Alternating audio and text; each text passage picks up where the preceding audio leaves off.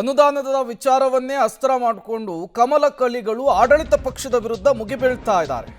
ಸರ್ಕಾರ ಅನುದಾನವನ್ನ ಕೊಡ್ತಾ ಇಲ್ಲ ಅನ್ನುವಂತಹ ಸ್ವಪಕ್ಷದ ಶಾಸಕರ ವಿಚಾರಕ್ಕೆ ಸಂಬಂಧಪಟ್ಟಂತೆ ಸರ್ಕಾರ ದಿವಾಳಿಯಾಗಿದೆ ಅಂತ ಹೇಳಿ ಅಶ್ವಥ್ ನಾರಾಯಣ್ ಗುಡುಗಿದ್ದಾರೆ.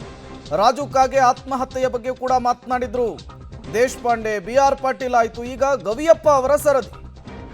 ದುರಹಂಕಾರವನ್ನ ಬಿಟ್ಟು ಜಯನಗರಕ್ಕೆ ಅನುದಾನವನ್ನ ಕೊಡಿ ಅಂತ ಹೇಳಿ DCM DK ಶಿವಕುಮಾರ್ಗೆ ತಿವಿದಿದ್ದಾರೆ ಅಶ್ವಥ್ ನಾರಾಯಣ್ ಅವರು. ನೋಡಿ, ಇದು ಆಲೆ ಖಜಾನೆ ಬರ್ಬಾತಾಗಿಬಿಟ್ಟಿದೆ, ಬ್ಯಾಂಕ್ರಪ್ಸಿ ಆಗಿದೆ, ಹಣ ದಿವಾಳಿ ಆಗಿದೆ ಅಂತಾರ, ಅದಕ್ಕೆ